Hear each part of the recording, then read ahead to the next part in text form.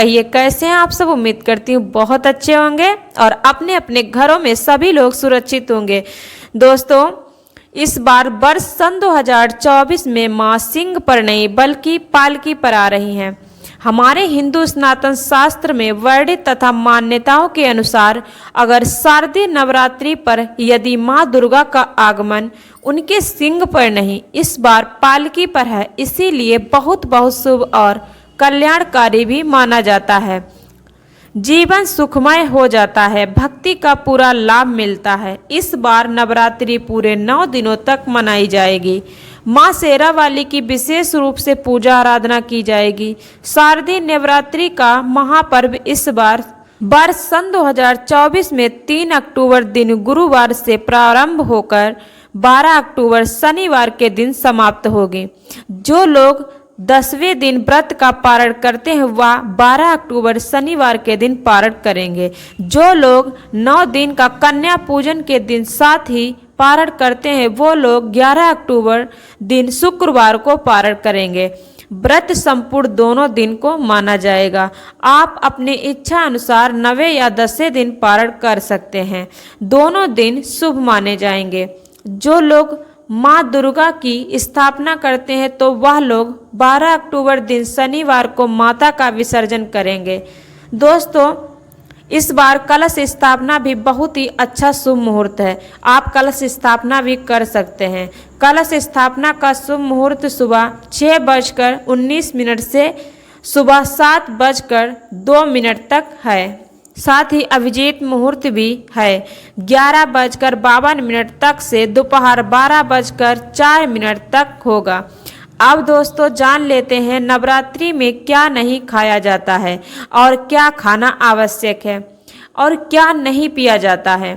तो दोस्तों, हमारे हिंदू सनातन धर्म में बताए गए व्रत चाहे वो किसी भी प्रकार के क्यों ना हो, उनसे जुड़े सभी नियमों का पालन करना बहुत आवश्यक है, क्योंकि जो मन से किया जाए वह कभी संघर्ष नहीं कहलाता। मनोकामना को पूर्ण करने के लिए यानी कि थोड़ी सी संघर्ष तपस्या जरूर करनी चाहिए। इसीलिए ऐसी मान्यता है कि व्रत को पूर्ण रूप से विधि विधान से किया जाए तब आपको फल प्राप्त होता है। मन की मांगी मुराद माँ दुर्गा जरूर पूरी करती हैं। ऐसा माना जाता है जितनी तपस्या करेंगे उतना ही मीठा फल मिलेगा। इस सनातन शास्त्र यही कहता है कि सच्चे दिल से अगर आपके मन में भगवान के प्रति श्रद्धा हो तो बिना पूजा पाठ के ही सारा फल मिलता है, और अगर मन में भगवान के प्रति शंका हो तो उन इंसान को सुख नहीं मिलता। भगवान श्री कृष्ण भगवान ने स्वयं कहा था, इंसान सच्चे दिल से भगवान को करता है उसका नाता उस शक्ति से जुड़ जाता है जिसे अपने सच्चे दिल और मन से पुकारा था। इसीलिए भगवान भी कहते हैं कि सच्चे दिल से पुकार, भगवान सारी मनोकामना पूर्ण करेंगे। प्रकृति भी हमें यही सिखाती है, जब हम रोते हैं तब हमारे माता पिता हमें लाड प्यार करते हैं, वरना कोई नहीं पूछता। बच्चे जब माता पिता के लिए रोते हैं उसी को ही सच्चा कहा जाता है, सच्चा दिल कहा जाता है। सच्चे दिल से ही भगवान को पाया जाता है। यदि सच्चा मन हो तो हर चीज शुद्ध और पवित्र लगती है, वातावरण सुगंधित और पवित्र हो जाता है। कई लोग ऐसे भी होते हैं भगवान के सामने घंटों पूजा पाठ करते हैं और रोते भी हैं, फिर भी भगवान कभी नहीं उनकी सुनता। दरअसल सच्चे मन से भगवान को पुकारते ही नहीं, आपकी पुकार कैसे सुनेंगे। यह तो थी वह बातें जो भगवान और भक्त के बीच की थी। अब हम जानते हैं फल खाने से संपूर्ण फल प्राप्त होता है। तो देखिए, नवरात्रि में व्रत के दिन सेब जरूर खाना चाहिए, क्योंकि हमारे हिंदू धर्म में कोई भी व्रत होता है तो सेब जरूर चढ़ता है। भगवान को सेब जरूर अर्पित किया जाता है, इसीलिए सेब जरूर खाएं। और भी फल जैसे केला, पपीता, अंगूर ये भी खा सकते हैं। फलों को खाने से हमारा व्रत संपूर्ण हो जाता। और एक ये भी परंपरा है जो कि हमारे हिंदू धर्म में नवरात्रि में सीताफल जरूर खाया जाता है। और देखिए नवरात्रि के दौरान सिंघाड़े का आटा, कुट्टू का आटा नहीं खाना चाहिए, क्योंकि काफ़ी दिनों तक रखे रहने से कीड़े वगैरह पड़ जाते हैं, जिसके कारण आपका व्रत टूट जाता है, क्योंकि यह छोटे छोटे कीड़े हमें दिखाई नहीं पड़ते। दोस्त, जितनी ही तपस्या करेंगी उतना ही मीठा फल मिलेगा। जितनी तपस्या हम करते हैं उतना ही हमको जैसा है फल मिलता है।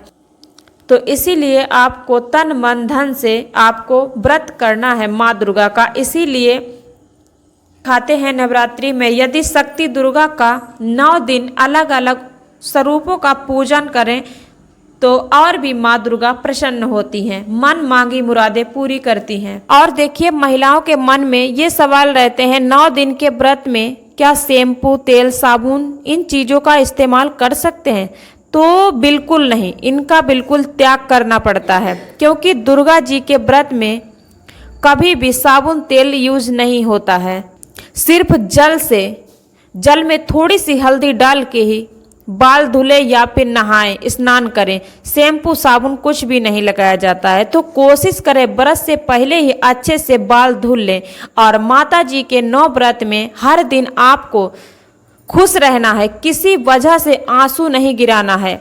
जैसे किसी का गुस्सा किसी पे उतार दिया, किसी को गाली गलौज करना या किसी को अपशब्द बोलना, इस प्रकार से आपके मन में बिल्कुल नहीं होना चाहिए। आपका मन जो है एकदम शुद्ध होना चाहिए, किसी प्रकार के आंसू नहीं गिराना है 9 दिन के व्रत में इतना।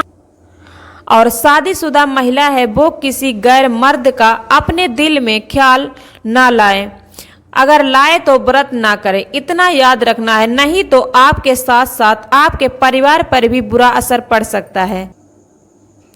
जो 9 दिन के व्रत करता है वो सोता भी नहीं है, लेकिन आप अपने घर का जो है नियम देख लीजिएगा। और 9 दिन के नवरात्रि में 9 दिन के व्रत में किसी की बुराई निंदा नहीं करनी है। कभी कभी फ़ोन पर हम बातें करते करते एक दूसरे की बुराई करने लगते हैं, तो ऐसा बिल्कुल नहीं करना है, आपको फ़ोन से बचना चाहिए होता है। और दोस्तों यह व्रत 3 प्रकार का होता है। देखिए एक व्रत रहा जाता है जो सिर्फ लौंग इलायची खाकर ही रखा जाता है, सिर्फ पानी पिया जाता है, इसमें और कुछ भी नहीं खाया जाता है। और दूसरा व्रत रहा जाता है जो फलाहार खाकर सब चीज़ खा लेते हैं, जो भी खाने पीने लायक होता है सब चीज़ 9 दिन के हम व्रत में खाते रहते हैं। तो इस प्रकार से दूसरा व्रत रखा जाता है। अब है तीसरा व्रत, वो है आपको सुबह पूरा दिन जो है कुछ भी नहीं खाना है, जो भी फलाहार जैसे थोड़ा बहुत खा लेना है, उसके बाद में आपको कुछ नहीं खाना है शाम तक, और शाम को सूर्य अस्त होने के बाद में आपको भोजन कर लेना है। इस प्रकार का तीसरा व्रत होता है। तो 3 प्रकार के हिंदू सनातन धर्म में 3 प्रकार के नवरात्रि के व्रत किए जाते हैं। तो आपको जो व्रत चुनना पड़ता है वो पहले से ही माता जी के सामने संकल्प लेना पड़ता है, हमें कौन सा व्रत करना चाहिए, फलाहार करना है या फिर लौंग इलायची वाला करना है या फिर भोजन वाला करना है। तो माता जी के सामने आपको संकल्प लेना पड़ता है, तभी आप व्रत को कर पाएंगी।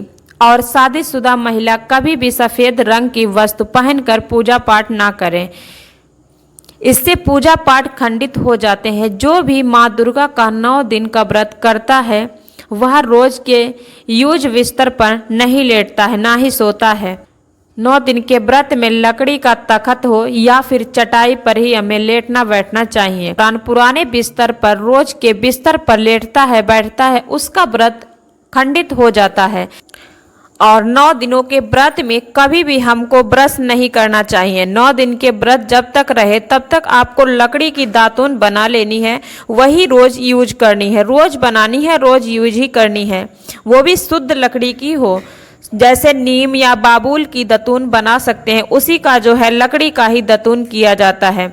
कभी भी मंजन ब्रश नहीं करना है। 9 दिन के व्रत में आपको इतना याद रखना है कि कभी भी मंजन ब्रश नहीं करना है। आप इसी प्रकार के सारे नियमों का जो है पालन किया जाता है माँ दुर्गा की पूजा में, तो आप लोग भी करिए और मन मांगी मुरादें माँ जरूर पूरी करेंगी। जय माँ दुर्गा।